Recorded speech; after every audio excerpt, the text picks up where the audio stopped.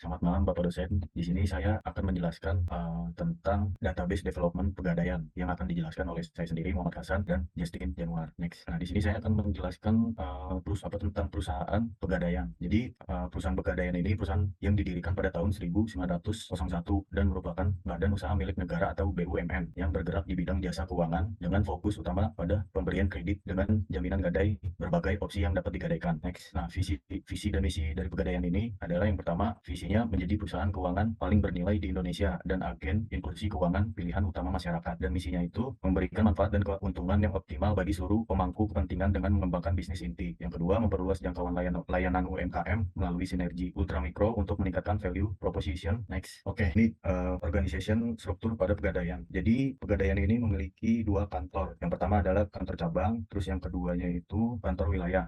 Dua-duanya kantor ini memiliki 4 jabatan. Yang pertama ahli taksir teknologi informasi, yang ketiga inspektur wilayah, dan yang terakhir humas dan hukum.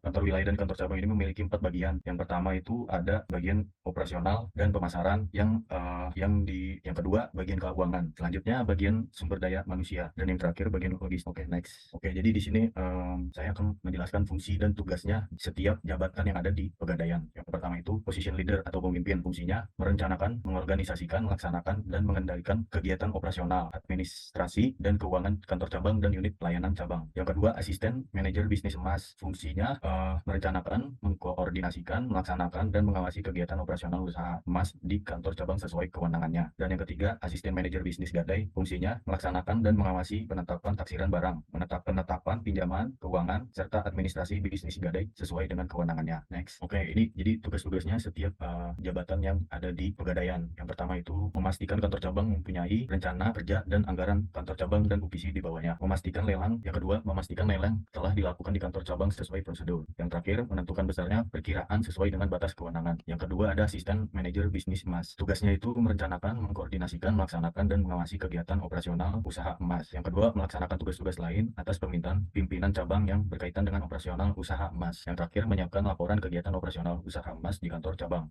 Yang ketiga, asisten manajer bisnis gadai. Tugasnya itu mengawasi penetapan kegiatan operasional usaha gadai, memberikan laporan kepada atasan mengenal status barang yang bermasalah seperti taksiran tinggi, rusak, palsu, dan barang polis. Yang terakhir, menetapkan besarnya taksiran dan pinjaman sesuai dengan kewenangannya. Next, saya akan menjelaskan SWOT analisis pada Pegadaian.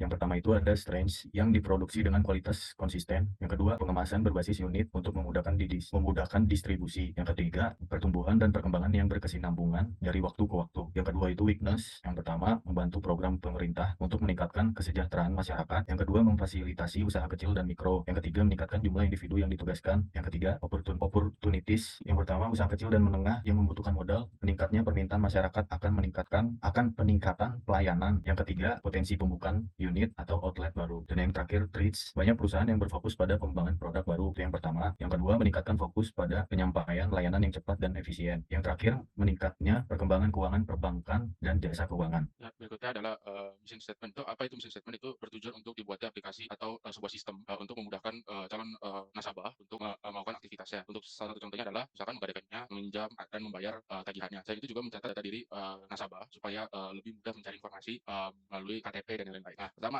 kita punya admin. Admin itu bertujuan untuk apa? Untuk mengupdate data diri customer, untuk mencatat tenggat peminjaman, untuk menginformasikan masa tenggangnya. Nah, berikutnya adalah user. Itu adalah kita yang nasabahnya. Itu untuk menggadai barang yang ingin dia jual, untuk meminjamkan uang, untuk membeli emas di Pegadaian ataupun menjual emas. Nah, berikutnya itu ada marketing division. Apa itu marketing division? Itu untuk menjual barang. Misalkan dia akan menawarkan harga-harga yang terbaik. Nah, berikutnya itu ada namanya warehouse. Warehouse itu apa? Untuk menyiapkan barang gadai, untuk menyiapkan barang-barang yang berharga, menyimpan semuanya, terus untuk menyimpan emas-emas murni. Nah, berikutnya itu kita akan menjelaskan caranya gimana sih dari awal sampai akhir. Nah, pertama-tama itu kita ada namanya pendaftaran.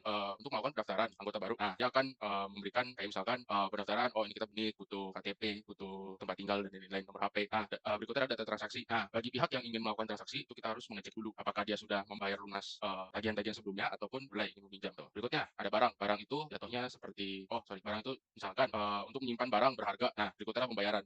Pembayaran itu merupakan sistem buat melakukan selesai dari transaksi. Misalkan kita sudah menggadai, kita menerima uang dari mana secara cash maupun transfer. Nah, sebaliknya misalkan ingin membayar tagihan. Nah, kita dapat membayar tersebut mau cash maupun transfer. Nah, berikutnya ada admin, itu merujuk pada individu atau staff yang bertanggung jawab atas administrasi dan manajemen di berbagai departemen atau unit di Pegadaian. Seperti yang sudah dijelasin oleh teman saya, nah ini admin-admin ini mempunyai banyak tugas. Nah, nasabah itu ada kita yang menggunakan layanan. Berikutnya, mengidentifikasi jenis relasi. Nah, apa itu? Tahapan ini memiliki tujuan untuk menentukan relasi-relasi yang ada dan entitas yang telah diidentifikasi sebelumnya. Nah, ini yang sudah saya terangin. Nah, apa ini? Tabel identifikasi jenis relasi.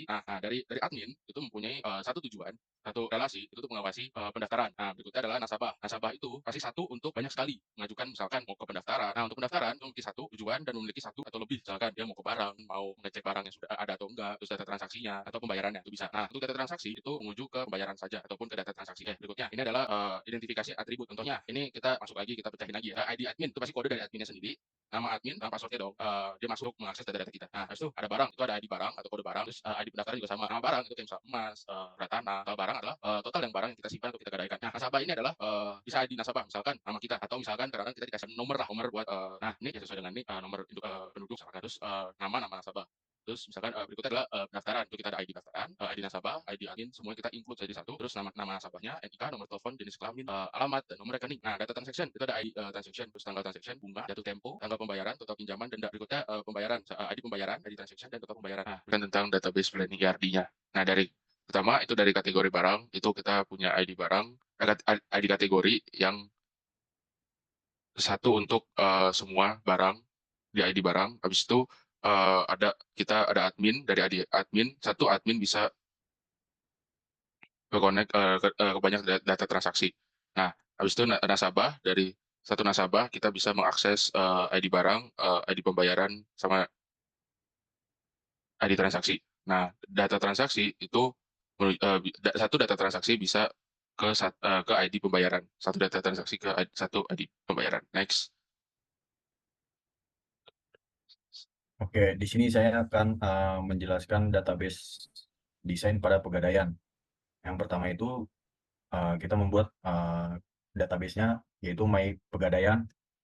Yang pertama ada creatable kategori barang yang berisi ID kategori, nama kategori, terus table barang, isi atributnya itu ada ID barang yang kodenya seperti BR 0 sampai 9, terus ada ID kategori, nama barang, sama total barang. Creatable-nya ada admin, ID admin, atributnya, username, password, sama nama. Selanjutnya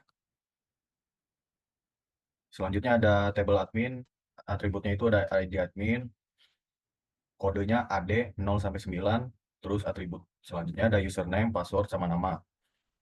Terus ada table nasabah yang berisi atributnya itu ada NAS ID, contoh kodenya itu NA 0 sampai 9. Terus NASNAME, nasabah, nama nasabah, NIK, nasabah nomor telepon, dan nasabah email. Selanjutnya itu ada tabel pembayaran yang berisi ID pembayaran, total pembayaran. Next. Selanjutnya ini ada tabel data transaksi. Data transaksi itu untuk melakukan pembayaran setiap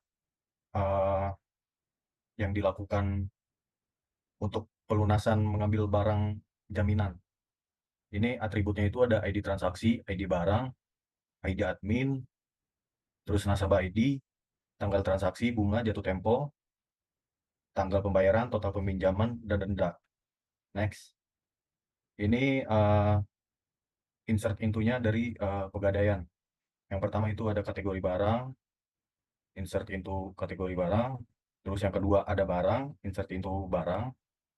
Selanjutnya ada insert into admin, insert into nasabah, next, dan insert into pembayaran. Yang terakhir insert into data transaksi.